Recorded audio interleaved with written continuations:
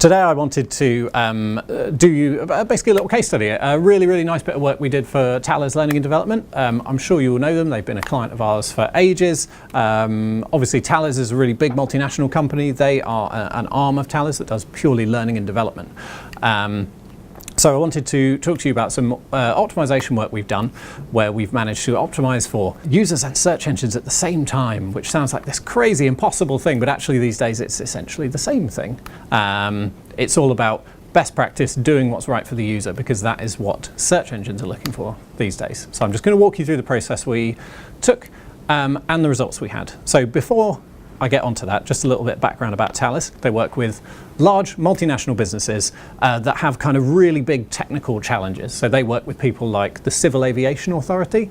They also work with our friends Gatwick Airport. They work with Nissan. And they will basically take a sort of top to bottom approach to that company's learning and development and identify where the problems are, fix those problems, and make sure that all of that company's staff are performing as best they can to help hit that company's goals. So their strategy is all about connecting with the decision makers in those companies, and they do that through the people that work at Thales. I know some of you know some of these people. Obviously we've got Sarah in there, who we see regularly. Some of us have also done some training with Nick in the middle there. It's a really interesting guy. Chris and I absolutely love Lucy on the right, who is an MBE. She was awarded that for getting IT systems into the army. She's just a fantastically interesting person. So the strategy is basically all about showcasing these people and their wisdom and their expertise and their kind of drive to make these companies better. So our job on this account is kind of to make that happen in a digital realm, because actually, interestingly, learning and development is kind of a bit of a traditional industry, so they still have a print publication which they publish every couple of months. Goes to all of their clients, goes to lots of kind of learning and development professionals in the industry. There's fantastic stuff in it. It's really good articles. But they weren't making the most of it from a digital point of view. They were using one of those kind of PDF hosting platforms where you can spool through the magazine. The problem with that is those platforms say that they're sort of Google friendly, but they're not really, because they're presenting the entire magazine as a whole document, so it becomes a bit of a mess and Google doesn't know what to index. So they're Google friendly in the sense that search engines can crawl them, but they're not really Google friendly in any kind of meaningful way. So as part of this strategy, we recommended taking some of the really great content that was locked up in here, republishing it on their website so that people can get at it in a digital way. We kind of took a first stab at it. That was what one of the articles looked like when it was published on their blog.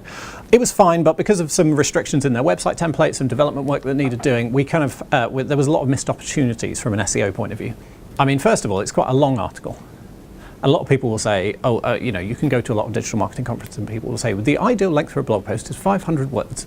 But actually, that's crap. The right length for an article is the appropriate length for the story you're trying to tell. So the fact that some of these articles that we're publishing from this magazine are 1,200, 1,600, 2,000 words is not a problem in the least, because they're fantastic. They're really detailed. They're really expertly written. And in fact, for the audience that Thales is trying to target, they're exactly right, because they contain the level of detail and expertise that those people want to see before they engage a learning and development consultancy.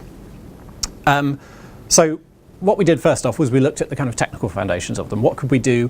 What small changes could we make on their website that would have a big difference? We found when these articles had found their way into their CMS, actually the headings on the page had been put in as, I think, H4s or potentially bold text. So quick fix, change them to H2s. Ta-da, really basic stuff. You'll notice we also put an internal link in there. Obviously that's something that would never be carried over from a magazine because you can't have a link in print. But I think internal links are a really fantastic way to get people moving around your website. If somebody was to go back up to the navigation, that's a conscious choice. They would say, I want to move around this website by going back to the navigation and choosing what I want to go to next. An inline text link like that is a really great subconscious way of getting people to investigate something where they want to find out more about it. And obviously it has organic search benefit as well.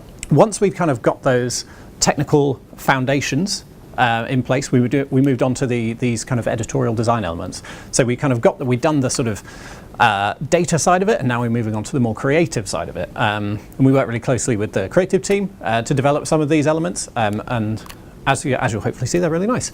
This is what the top of the page looked like to begin with. We made some sort of very subtle changes here. We just wanted it to be a bit more friendly to the intro, so we just put that little stand first in there where you see that larger text, just to lead people down to the article a little bit. You'll notice actually if I flick between them, we actually flip the picture around of Matt. It's a thing called gaze following. There was a sort of psychological experiment in the 1960s where a scientist got a bunch of people to stand on a street in New York City and just stare up at a window like that. Nothing at all in the window, they were just staring at a window. And lots of people stopped and stared at the window with them, and nobody had a clue what they were staring at, but because other people were doing it, they did it too. So there's this kind of, psychology element to it. So in this slide, Matt's looking off over there. It doesn't look like he's particularly interested in his own article. Here, he's kind of gazing lovingly at his intro, so hopefully, that will mean other people do the same. Again, we've got internal links in there. What we also did, we added some more kind of creative elements. So we put these pull quotes in just to break up the text a little bit, because obviously it's a long article. The length of the article isn't a problem, but we don't want to make it a massive wall of text so that it feels really intimidating for people reading it. So we put this, these pull quotes just to break it up a little bit, highlight the kind of the key insights from the article. We also put these kind of contextual calls to action in, so you see that little box out on the right, where we're talking about something in the copy that's directly related to one of the services that Thales offers. We want to give people who are ready to convert a really, really quick path through to the service page so that they can. So these are a really nice way of doing that. You'll find a lot of websites will have these elements kind of in the sidebar or at the top or anything, but those are really easy to ignore. If you get it right in the copy like that, it can have a really, really big impact. And again, it serves up to break up the text. It's just a nicer user experience. And then for people that have made it down to the bottom of the article, we also put in this kind of call to action at the end of the article. That's a kind of classic thing with company blogs, is you get to the end and you're just kind of left in this cul-de-sac of stuff. You don't really know what to do, so we wanted to make it really clear what the next step is for people when they reach the end of the article. So if you like this, come over here and let's have a chat about it. So it was really, really simple stuff. And I just wanted to give you a little snapshot of the results. So the month before implementation versus the month after implementation, we saw time on page go up 20%, which is really nice. So there were a lot more people spending a lot more time with that content. And taking the 3 months previous to the changes versus the 3 months after, we saw 140% increase in organic traffic. Really, really big increase. And I kind of wanted to highlight as well that we didn't do anything kind of weird or scummy here. We didn't even change the copy on the page. It was all just best practice stuff and a bit of creativity. We didn't do any like keyword stuffing or link building. We literally just put some best practice structure in place and made it look nicer. And Google's obviously recognized that by giving us a boost in organic search results, and their traffic has followed. And I think we can all hopefully learn something from that. So that's it. Thank you.